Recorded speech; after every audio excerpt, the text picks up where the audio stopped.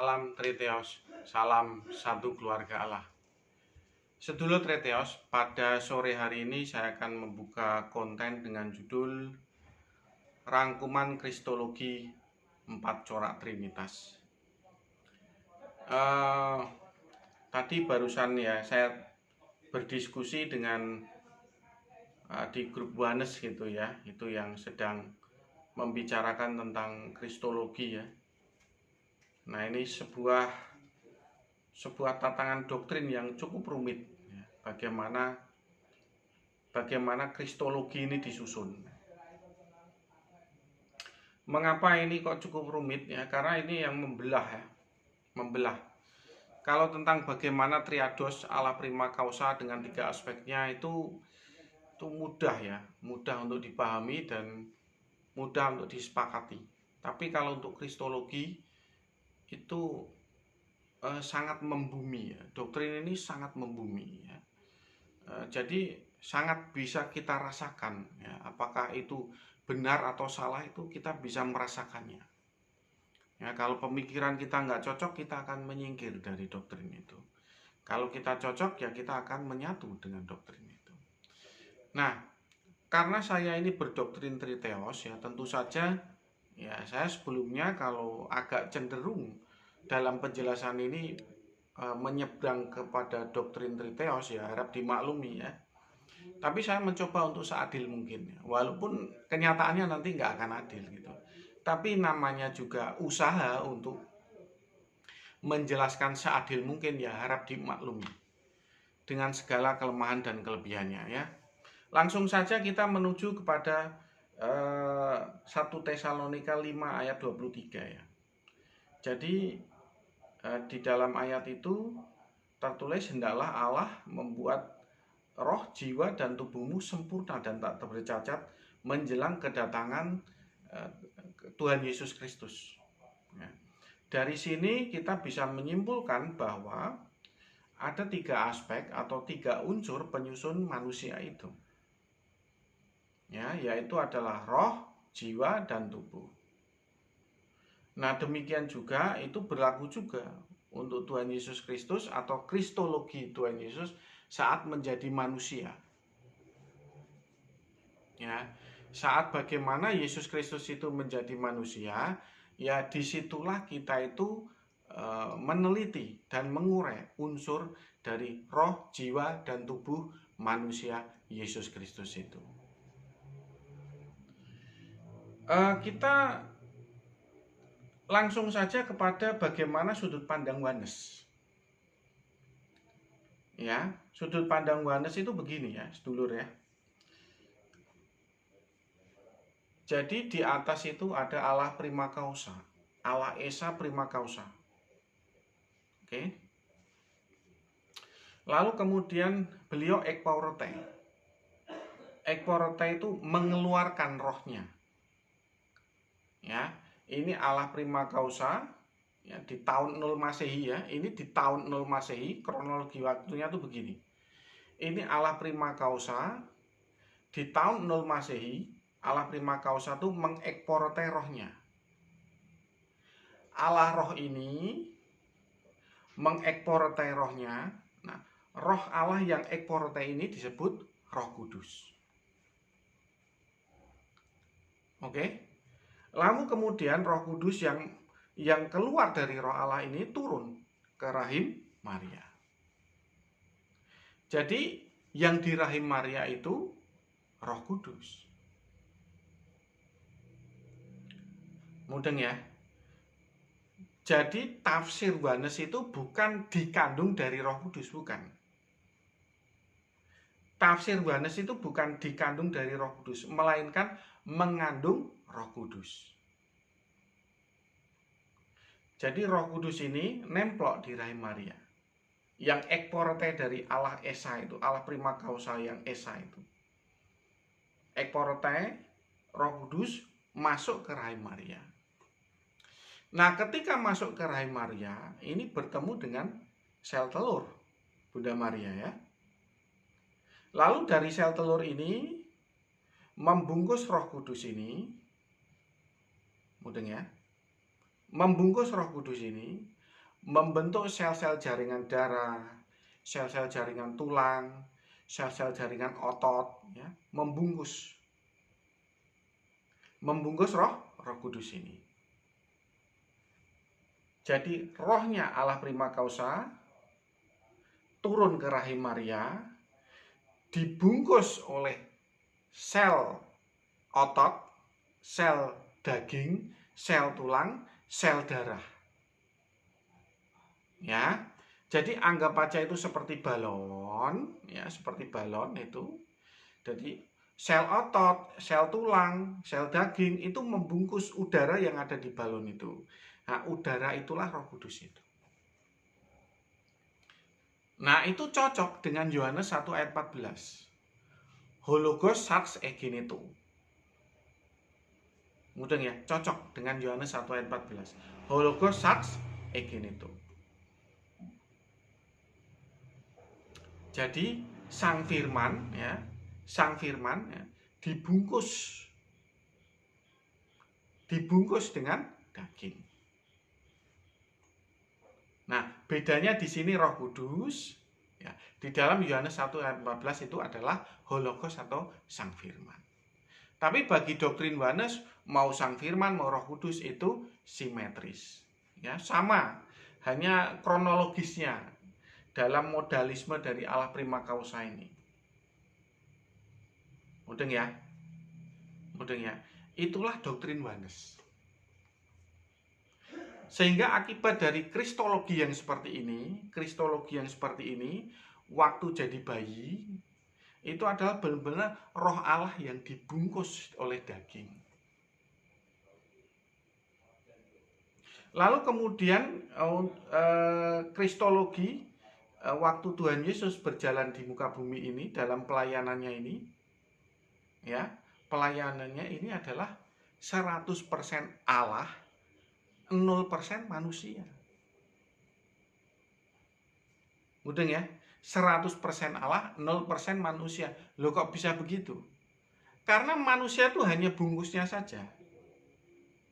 Ya, memang dia bisa lapar, dia bisa haus, bisa menangis, bisa sedih ya. Itu hanya bungkusnya saja atau gentongnya saja. Ya, egenetonya saja. Paham ya? Jadi untuk doktrin Yohanes itu full 100% roh Allah yang digentongi daging. Ya. Sehingga apa? Sehingga Yesus Kristus itu memang Allah itu sendiri. 0% manusia. Benar-benar Allah yang menjelma menjadi manusia. Ya. Allah menjelma jadi manusia loh, bukan Allah inkarnasi jadi manusia loh.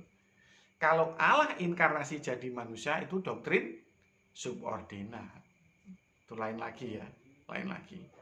Jadi Allah Prima Causa tetap ada di atas, mengekportai atau mengeluarkan rohnya, kemudian menjadi Roh Kudus yang ada di rahim Maria, lalu digentongi daging. Ya. Roh Kudus yang digentongi daging itulah disebut manusia Kristus Yesus. Itulah kristologi versi Yohanes.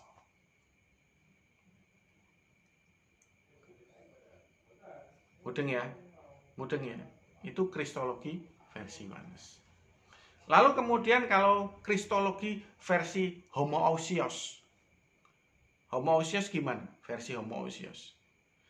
Versi homoousios itu Allah Prima Causa yang di atas. Kemudian beliau berfirman, "Anakku kuperanakkan engkau pada hari ini." Firmannya turun. Yang membawa turun itu Roh Kudus. Roh Kudus membawa firman turun ke rahim Maria. Sehingga bukan mengandung Roh Kudus, tapi mengandung dari Roh Kudus. Maksudnya begitu. Jadi Roh Kudus itu membawa firman Allah, Mazmur 2 ayat 7. Paham ya? Mazmur 2 firman Allah, Mazmur 2 ayat 7 itulah yang lalu kemudian dibungkus sel telurnya Maria, lalu menggentongi firman Allah Mazmur 2 ayat 7 itu. Ya sama, Yohanes 1 ayat 14 juga berlaku. Sang firman digentongi daging. Hologos sarx egeneto. Oke, begitu sudah digentongi daging ini ya, digentongi daging ini, lalu kemudian Roh Kudus selesai menyelesaikan pekerjaannya, membawa firman Allah yang menjadi daging itu. Firman Allah yang dibawa itu apa? Yang dibawa adalah firman Allah Mazmur 2 ayat 7.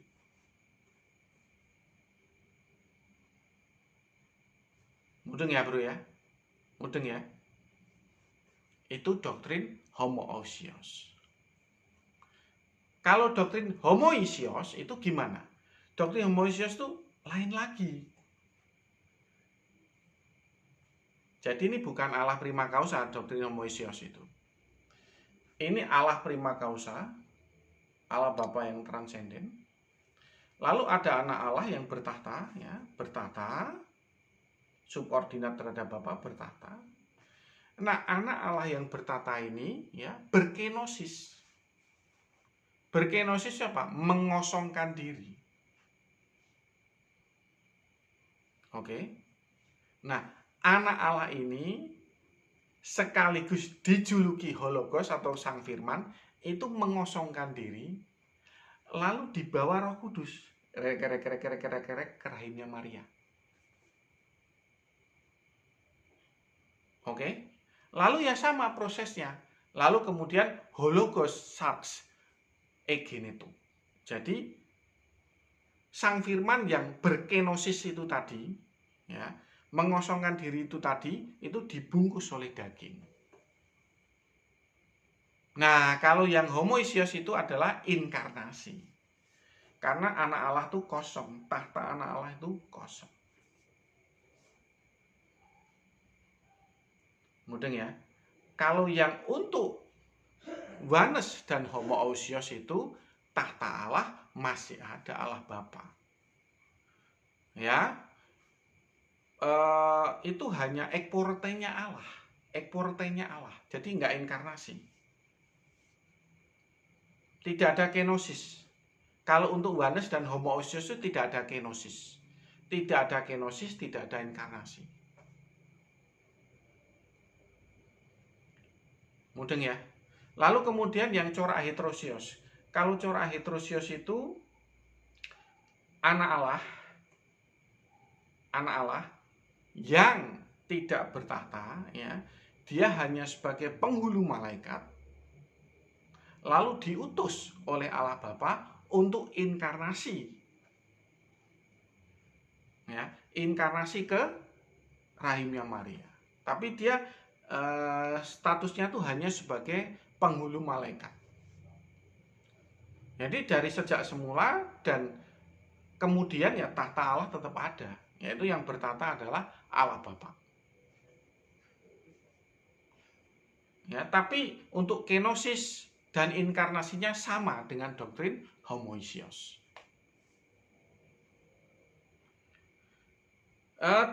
Problemnya tuh begini bro, dengan segala penjelasan ya, penjelasan 4 corak doktrin ini menjelaskan tentang kristologi, problemnya tuh begini ya. Kalau untuk doktrin heterosios ini, begitu beliau mati di kayu salib, itu darah yang dicurahkan itu bukan darahnya Allah. Padahal yang bisa menjadi penebus itu hanya Allah. Allah siapa? Allah pencipta kita. Nah, heterosios ini corak yang penuh kegalauan dalam konteks sebagai penebusan. Ya karena memang Tuhan Yesus sendiri tidak bertahta, tidak disembah sebagai Allah. Kalau dia tidak disembah sebagai Allah, itu bagaimana bisa menjadi seorang penebus? Yang menjadi penebus itu harus Allah sendiri. Harus Allah sendiri yang menciptakan kita ini, makhluk yang punya kodrat berdosa ini. Ya, bahkan di doktrin Triteos atau Homoiousios itu malah justru tegas menyatakan yang bisa menjadi penebus itu hanyalah anak Allah. Allah Bapa tidak bisa. Karena Allah Bapa itu bukan pencipta kita. Yang menciptakan kita ini adalah anak Allah. Adalah Sang Firman. Jadi Allah Bapa itu hanya semacam memberikan mandat kepada anak Allah untuk menciptakan kita. Rumit ya, bulat ya. Memang kristologi itu bulat, bro. Bulat. Ya, saya tuh mencoba menjelaskan sesederhana mungkin loh ini. Sesederhana mungkin, tapi tetap sulit gitu lah. Apalagi di sini merangkum 4 corak gitu. Aduh mumet gitu. Nah, tapi kan ini karena memang ya kita ini sedang berbincang-bincang ya. Ya kita nggak debat lah. Berbincang-bincang dengan teman dan mereka tuh kebanyakan agak kebingungan dengan kristologi. Nah itu problemnya. Agak kebingungan dengan kristologi. Nah kalau Oneness ini problemnya begini. Jadi yang apa dilakukan Tuhan Yesus ini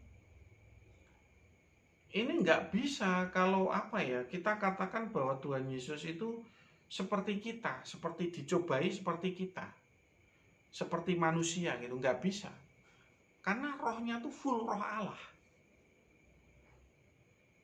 Full roh Allah. Dia hanya, daging tuh hanya bungkusnya saja.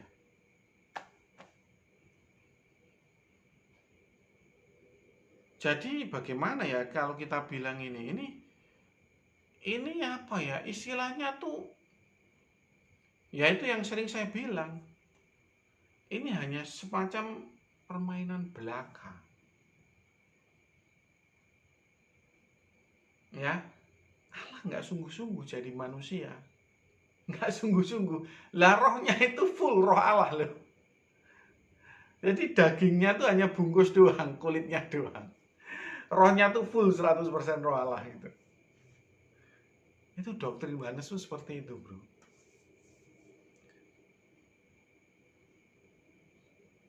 Lah mengenai panjenengan percaya seperti itu ya saya nggak apa-apa, itu terserah panjenengan gitu kan. Ya cuman saya bilang resikonya itu memang apa yang pencobaan-pencobaan yang dialami Tuhan Yesus dengan segala perjuangannya memberitakan Injil, bahkan tuh kematiannya di kayu salib, itu hanya skenario belaka. Tidak ada resiko gagal, tidak ada peluang gagal, tuh nggak ada. Nggak ada. Jadi tidak ada sama sekali peluang Tuhan Yesus gagal dalam melaksanakan misinya, nggak ada. Udah pasti berhasil. 100% pasti berhasil. Karena apa? Karena realita konkret yang dialami oleh Tuhan Yesus itu hanya sekedar menjalankan skenario. Bahkan ketika Tuhan Yesus mati di kayu salib dan berteriak Eloi Eloi lama sabachthani, itu beliau hanya membaca ulang kitab Mazmur. Iya, jadi mati, oh gitu. Nah, supaya menggenapi ya aku bacalah kitab Mazmur begitu. Jadi kita ini bagaimana ya? Agak susah menerima doktrin seperti itu. Jadi kalau dibilang Allah itu berjuang itu kok ya itu rasanya tuh gimana gitu loh. Ya. Jadi nggak cocok, bro.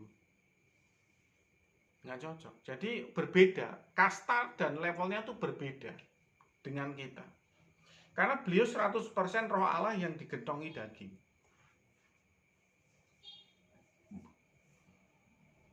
Jadi tidak ada peluang gagal, peluang memberontak kepada Allah, nggak ada. Jadi hanya dijalani saja, ada skenario salib dari Allah Bapa dia menjalankan tugas sebagai utusan. Ya. Beliau kan memang roh Allah sendiri kan, ya kan, ekporte masuk ke sel telurnya Maria, lalu disulur-sulur jaringan otot, jaringan tulang, jaringan darah itu menyelubungi Roh Kudus itu. Ya, Roh Kudus diselubungi daging, itulah manusia Kristus Yesus. Jadi tidak ada peluang gagal menjalankan skenario salib, itu nggak ada peluang gagal kalau corak doktrin Oneness. Ya inilah yang membuat saya itu yang dulu mantan mempercayai doktrin Oneness itu berubah ketika saya membaca Wahyu 5 ayat 12, layak anak domba yang telah disembelih itu menerima hormat, pujian, kekuasaan, kekayaan, kehormatan, kemuliaan. Amin. Karena menurut saya itu nggak layak bro, nggak bisa. Itu menurut saya loh ya. Kalau panjenengan yang sudah memilih doktrin Oneness ya jangan ikuti saya gitu loh. Bagi saya karena itu hanya kayak skenario dari surga, kayak sudah disetir dari surga. Rek. Jadi nggak ada peluang untuk gagal. Pasti berhasil, ya kan? Jadi ketika Tuhan Yesus berdoa di Taman Getsemani, dia berpeluh gitu, bergumul itu ya bagaimana ya? Ya betul bergumulnya itu dia oke lah, anggap saja itu benar-benar bergumul, tapi tetap saja di alam bawah sadarnya itu ya, oh, aku ini Allah kok gitu. Ya aku ini bergumul, berpeluh ya itu hanya ya menjalankan skenario saja. Jadi beliau itu hanya menjalankan skenario gitu, yang disetir dari surga. Jadi udah pasti berhasil. Udah pasti berhasil. Nggak ada peluang gagal, nggak ada 0% peluang gagalnya. Lawang yang di dalam manusia Kristus Yesus itu 100% roh Allah, tidak ada roh insani sama sekali. Paham ya? Jadi tubuh, jiwa, dan rohnya ini untuk slot roh ini 100% diisi roh Allah. Itulah doktrin Oneness.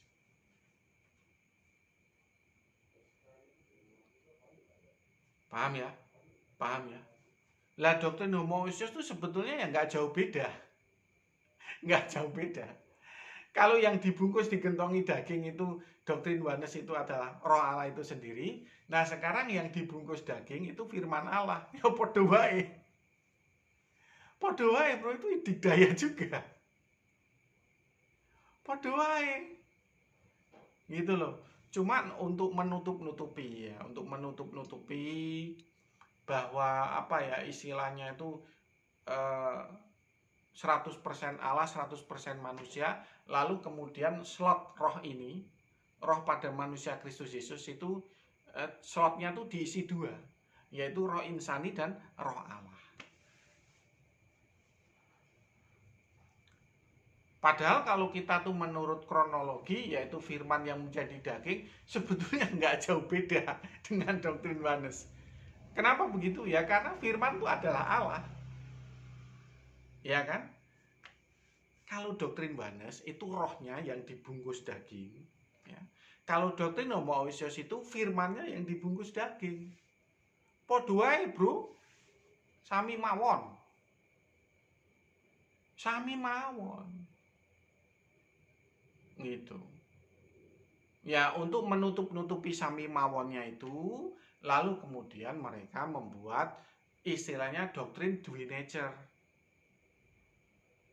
Nah, ya kan? Due nature itu dua natural, dua kodrat alami, yaitu kodratnya 100% Allah dan 100% manusia. Jadi slot roh ini ya, tubuh, jiwa, roh gitu kan. Slot roh pada manusia Kristus Yesus itu dibagi dua, 100% roh insani, 100% roh Allah. Tapi ini yang 100% roh insani, 100% roh Allah ini sulit kita mencari ayat yang untuk memperkuat doktrin ini, sulit.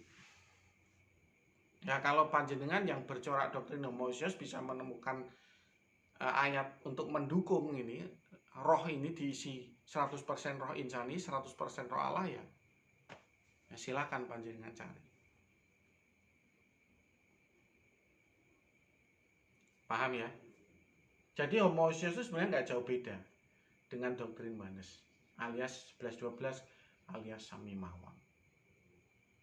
Ya. Nah, makanya karena doktrin homoousios itu dalam hal kristologi memiliki kesamaan dengan oneness gitu. Makanya mereka tuh agak bulat dalam menerangkan kristologi gitu. Karena apa? Sama dengan doktrin oneness, tapi mereka mencoba tritheos wannabe. Mudeng ya? Oh, kalau tritheos itu inkarnasi, bro. Tahta anak Allah kosong. Jadi slot roh di dalam manusia Kristus Yesus itu 100% diisi roh insani. Nah, roh insani inilah proses dari kenosisnya roh anak Allah yang dibawa Roh Kudus. Kenosisnya anak Allah dibawa Roh Kudus menjadi roh insani. Roh insani inilah yang digentongi daging di dalam rahim Maria. Hologos sarx ekinetum. Nah, itulah inkarnasi. Inkarnasi dan kenosis itu benar-benar bertalian erat.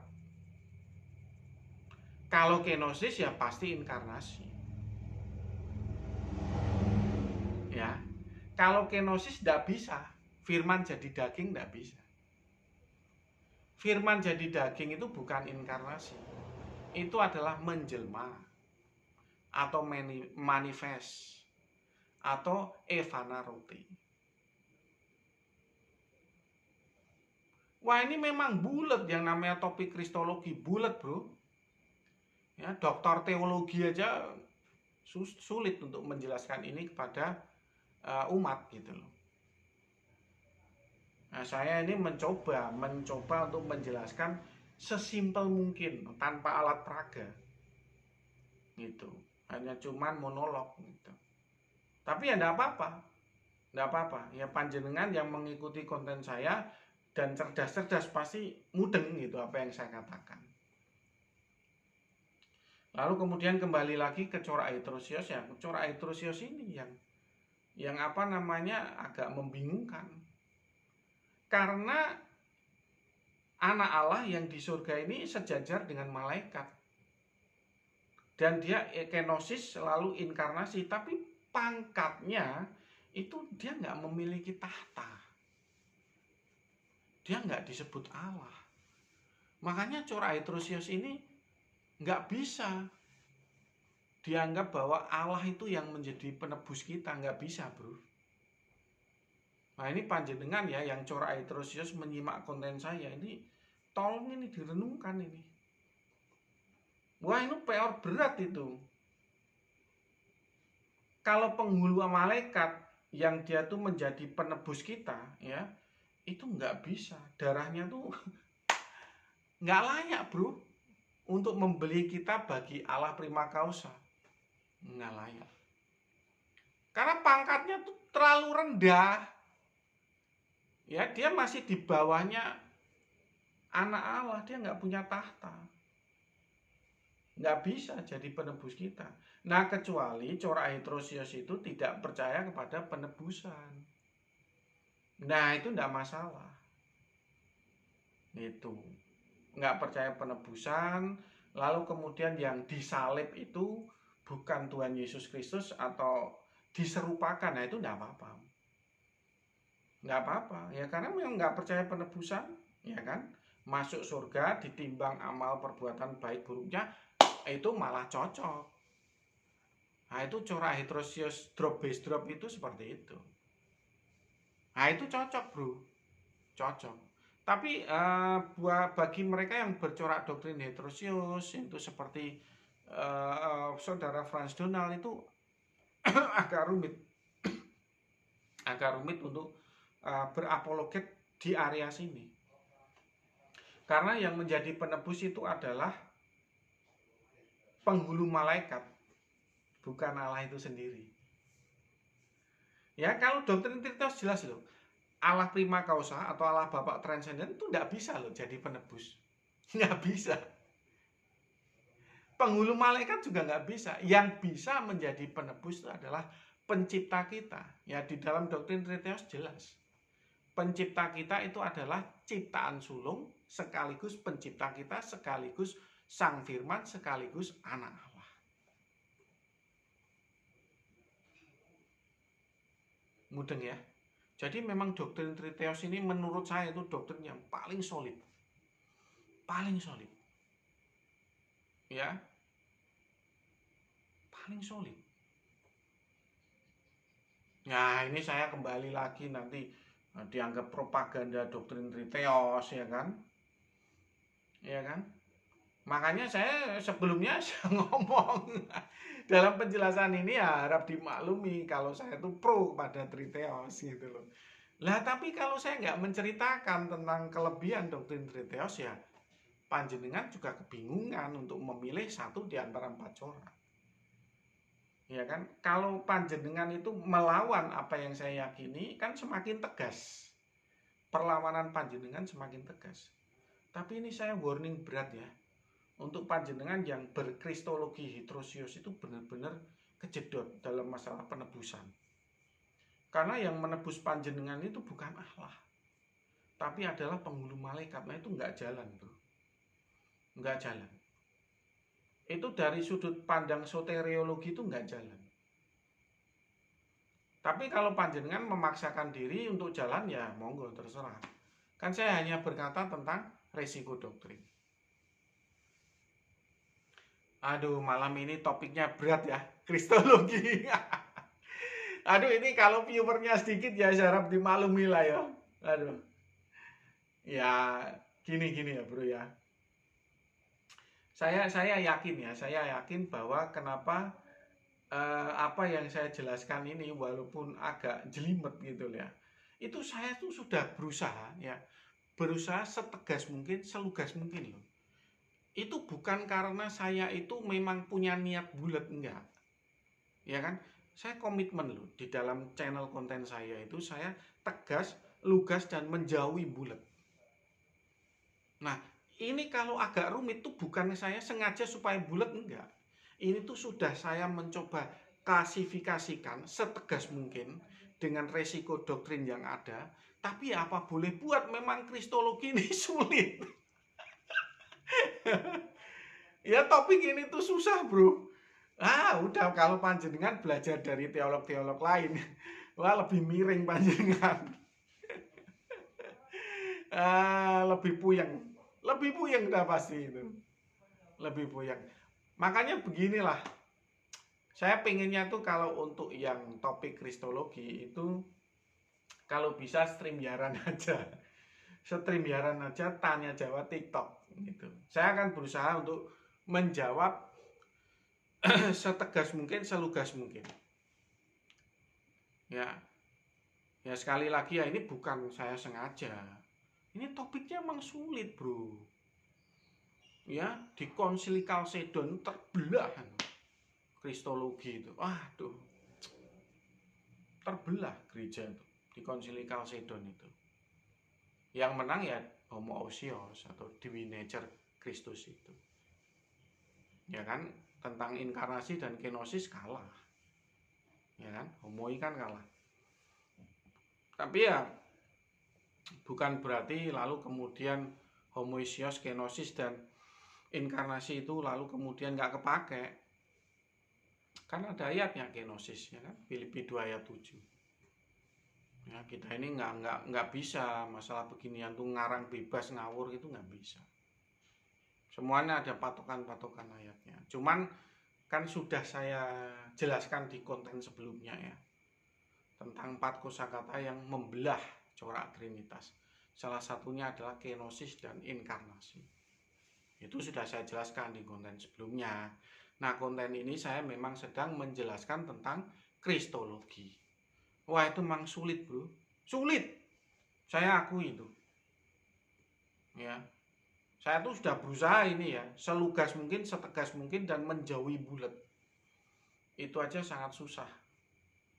Ya ini juga kesalahan saya. Seharusnya untuk topik yang berat seperti ini ya harus pakai PowerPoint untuk menjelaskan diagramnya gitu. Seperti orang kuliah gitu.